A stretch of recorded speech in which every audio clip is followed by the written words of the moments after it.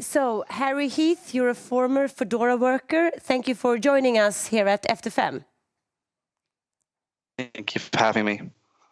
And as of today, can you describe the typical gig worker? Well, it very much depends on the city. In Uppsala, for example, you get a mix of students, for admittedly, but largely be international. But for the most part, the average gig worker would not be Swedish, not be white, not be female, and not a teenager. And they'd most likely be well into their 20s, And if not higher.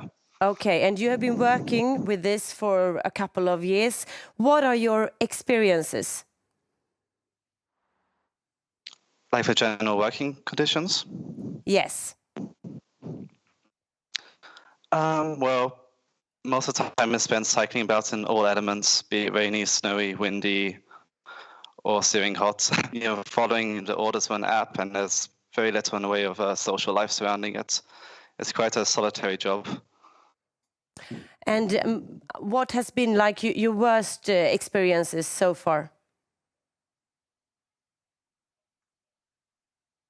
I guess just working through the whole of winters, it can be extremely tough work, physically demanding and very isolating. And people generally don't talk to you much since the COVID pandemic.